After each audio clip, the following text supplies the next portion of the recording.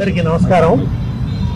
ఇవాళ టిఆర్ఎస్ శాసనసభ్యులు శాసన మండలి సభ్యుల పక్షాన మేము రాష్ట్ర డీజీపీ గారిని కలిసి రాష్ట్రంలో నెలకొన్నటువంటి అరాచక పరిస్థితుల గురించి మా ఆందోళనలు, మా ఫిర్యాదులు అందజేయడం జరిగింది. రాజ్యాంగాన్ని రక్షణ చేయాల్సినటువంటి హోంశాఖ సహాయ మంత్రి గూండాలను పంపి దాడులు చేయిస్తున్నారు. ఈ రాష్ట్రంలో ముఖ్యమంత్రిగా, హోంమంత్రిగా ఉన్న ఆయన 2.5 సంవత్సరాలుగా వరుసగా బీఆర్ఎస్ పార్టీ కార్యాలయాల మీద దాడులు జరిపిస్తున్నారు. బీఆర్ఎస్ ఎమ్మెల్యేల కార్యాలయాలంటే, క్యాంప్ ఆఫీసులు అంటే అవి ప్రజల ఆస్తులు. అదేమి ప్రైవేటు బిల్డింగ్స్ కావాలి. ప్రజల పన్నుల నుంచి వచ్చినటువంటి ఆదాయంతో కట్టినటువంటి బిల్డింగ్స్. వాటి మీద ఎట్లా దాడులు దిగబడతారు? ప్రభుత్వమే ప్రభుత్వ ఆస్తుల మీద దాడులు చేయించడం వికృతము, విడ్డూరం మాత్రమే కాదు, పరమ నేరం. నేరపూరిత అంటే ఇవాళ నేరమే అధికారమై కూర్చుంది. నేరస్తులే మంత్రులు అవుతున్నారు. నేరపూరితమైనటువంటి పరిపాలన సాగుతోంది. ఇంత జరుగుతూ ఉంటే వరుసగా చూశారు మీరు. సిద్దిపేట ఎమ్మెల్యే క్యాంప్ ఆఫీస్ మీద దాడి, తర్వాత గజ్వేల్ క్యాంప్ ఆఫీస్ మీద దాడి, ఆ తర్వాత మేడ్చల్ ఆఫీస్ మీద దాడి, ఆ తర్వాత ఇప్పుడు ఇవాళ కరీంనగర్ గంగుల కమలాకర్ గారి క్యాంప్ కార్యాలయం మీద దాడి, హుజురాబాద్ కార్యాలయం మీద దాడి, వరుస పెట్టి బీఆర్ఎస్ ఎమ్మెల్యే కార్యాలయాల మీద దాడి జరుగుతున్నది. దీన్ని ప్రభుత్వం ప్రోత్సహిస్తున్నది. నిన్న మీరు అందరూ టీవీలలో స్పష్టంగా చూసింది. గుండాలు రెచ్చిపోతున్నారు, కారు అద్దాలు పగలగొడుతున్నారు. పాడి కౌశిక్ రెడ్డి గారిని చంపేస్తామని చెప్పి బాహాటంగా ప్రకటిస్తున్నారు. పోలీసులు బుజ్జగిస్తున్నారు. వాళ్ళ నడుము పట్టుకొని బతిలాడుతూ అయ్యో పక్కకు రండి అని కాసేపు వదులుగా పట్టుకుంటారు, కాసేపు గట్టిగా పట్టుకుంటారు. అంటే నువ్వు ఇంకా 2 పగలు కొట్టానట్టే ఉంది వైఖరి. లోపలికి ఎట్లా ఎంటర్ అవుతారండి? కార్యాలయం లోపలికి ఎంటర్ అయిపోయి కుర్చీలు పగలగొట్టి, అద్దాలు పగలగొట్టి ఇవన్నీ చేస్తుంటే ఇక్కడ పోలీసులు ఉన్నట్ట? ఈ రాష్ట్రంలో శాంతి భద్రతలు అమలవుతున్నట్ట? అంటే రాష్ట్రంలో శాసనసభ్యుల ప్రాణాలకే రక్షణ లేకపోతే సామాన్యుల పరిస్థితి ఏమిటి? కౌశిక్ రెడ్డి గారు ఇంటి మీదకి దాడి చేశారు కదా.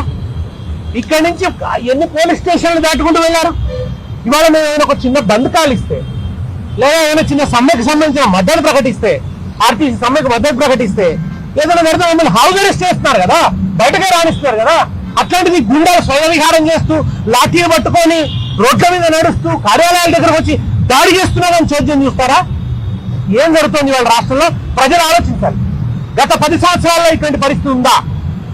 ఇట్లా శాసనసభ్యుల కార్యాలయాల మీద, వాళ్ళ ఇళ్ల మీద కానీ దాడులు పెరిగాయా? యథేచ్ఛగా ఎన్ని మాటలు మాట్లాడారు? కేసీఆర్ గారిని అవమానిస్తూ దారుణమైన మాటలన్నీ మాట్లాడారు. అనేక మంది మాట్లాడినారు. అట్లా మాట్లాడిన వాళ్ళు ఎవరి మీద కూడా భౌతిక దాడులకు పాల్పడలేదు. భౌతిక దాడుల సంస్కృతి, ఫ్యాక్షనిస్టు సంస్కృతి. ఈ ప్రభుత్వం రాగానే ఎమ్మెల్యే క్యాంపు కార్యాలయాల దగ్గర ఉన్నటువంటి ఆ శంకుస్థాపన మన ప్లాంట్లన్నింటినీ కూడా పగలగొట్టడం మొదలుపెట్టారు. మొట్టమొదటి రోజు నుంచి అరాచకం. భాషలో అరాచకం, చేతల్లో అరాచకం. ఏం మాట్లాడుతున్నాడు ఆయన? హోంశాఖ సహాయ మంత్రి. కనీసం నేను ఒక హోంశాఖ మంత్రిగా ఒక పదవిలో ఉన్నాను, సంస్కారవంతంగా మాట్లాడాలని లేకుంటే ఎట్లా? పుట్టుకల గురించి మాట్లాడతారా? ఇంతకంటే దుర్మార్గం ఇంకొకటి ఉంటుందా? ఇంత కుసంస్కారమా? ఇంత దిగజారిపోవాలా? దేశం కోసం, ధర్మం కోసం, హైందవ సంస్కారం అని మాట్లాడే వాళ్ళు పుట్టుకల గురించి మాట్లాడతారా? ఏం చదివాను? భగవద్గీత చదివావా? ఉపనిషత్తులు చదివావా? నీ జీవితంలో నీ నోటి నుంచి ఒక శ్లోకం వినలే, నీ నోటి నుంచి ఒక మంచి మాట వినలే, నీ నోటి నుంచి ప్రజల కోసం కమిట్మెంట్ తో మాట్లాడే ఒక వాక్యం వినలే. పొద్దున్న లేస్తే కేసీఆర్ తిట్టడం, కేటీఆర్ తిట్టడం, కేసీఆర్ తిట్టడం, కేటీఆర్ తిట్టడం. ఈ తప్ప బండి సంజయ్ నోట ఇంకేమైనా విన్నావా? ఏం లేదు. రేవంత్ రెడ్డి గారిని మాత్రం ప్రియురాలు జడత కొట్టేట్టు కొట్టుకుంటాడు అప్పుడప్పుడు. అది చిన్నపాటి విమర్శ. ఇంత కొనుగోలు జరగడం లేదు. రైతుల పాపం ధాన్యం కొనుగోలు జరగక అల్లాడుతున్నారు రైతులు. ఎక్కడున్నాడు బండి సంజయ్? అది పట్టదు ఆయనకి పొద్దున్న దాకా బీఆర్ఎస్ మీద పడడమే. ఇవాళ రేవంత్ రెడ్డితో బిలాహతై బండి సంజయ్ సాగిస్తున్నటువంటి ఈ దురాగతాన్ని ప్రజలు గమనిస్తున్నారు.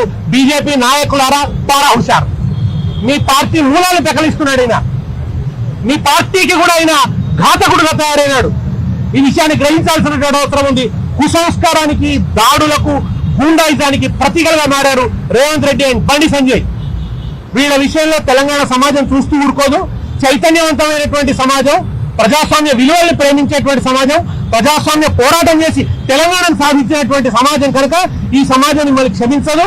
ఇవాళ మేము అందుకనే ఆనంద్ గారికి చెప్పినాం, వారి నుంచి మేము ఆశిస్తున్నాం, వారి చట్టాన్ని రక్షిస్తారని ఆశిస్తాం, మాకేం ఫేవర్గా ఆశించట్లేదు. ఈ రాష్ట్రంలో ఎమ్మెల్యేల కార్యాలయాలు కాపాడండి, ఎమ్మెల్యేల ప్రాణాలు కాపాడండి అని అడిగాం. ఎమ్మెల్యేల మీద దాడులు జరగకుండా చూడండి. ఈ ఫ్యాక్షనిస్ట్ సంస్కృతి, ఈ బీహార్ లో ఉండేటువంటి దాడుల సంస్కృతిని తెలంగాణలో రానివ్వకండి అని చెప్పడానికి వచ్చినాం. వీళ్ళు ఇట్లా అరాచకాలు చేస్తే ఆత్మరక్షణ కోసం రేపు ఇతర పార్టీల వాళ్ళు కూడా దాడులు చేయాల్సి వస్తుంది. అప్పుడు ఏమైపోతుంది? ఈ రాష్ట్రం రావణ కాష్టం అవుతుంది, అగ్నిగుండం అవుతుంది. ఈ రాష్ట్రంలో అన్ని విలువలు దిగజార్చడానికి ఈ ఇద్దరు నాయకులు కూడా రాష్ట్రాన్ని నాశనం చేస్తున్నారు, అన్ని విలువల్ని దిగజారుగా చేస్తున్నారు, పతనం వైపు రాష్ట్రాన్ని తీసుకుపోతున్నారు. కనుక వీళ్ళ విషయంలో కఠినమైనటువంటి చట్టబద్ధమైనటువంటి చర్యలు తీసుకోవాలి. నిన్న ఎవరైతే దాడులు చేశారో వాళ్ళందరి మీద కూడా స్ట్రింజెంట్ యాక్షన్ తీసుకోవాలి. హత్యా నేరం మోపాలి. పెట్రోల్ బాంబులు తీసుకొని వచ్చారు, మ్యాచ్ బాక్సులు తీసుకొని వచ్చారు. నిన్న కౌశిక్ రెడ్డి గారు పొరపాటున వాళ్ళ పాల బడి ఉంటే ఇవాళ ఆయన పరిస్థితి ఏమై ఉండేది. కనుక ప్రాణాలు తీసడానికి కూడా సిద్ధపడి వస్తున్నారు. ఈ విషయంలో ప్రజలే వీళ్లకు బుద్ధి చెప్పాలి. పోలీస్ వెంటనే వాళ్ళ బాధ్యతను నిర్వర్తించాలి. అంతే తప్ప నాయకులకు గులాంగిరి చేయొద్దని, నాయకులకు సలాం చేయొద్దని, చట్టానికి, ప్రజలకు, రాజ్యాంగానికి రక్షణ ఇవ్వాలని కోరుతున్నాను.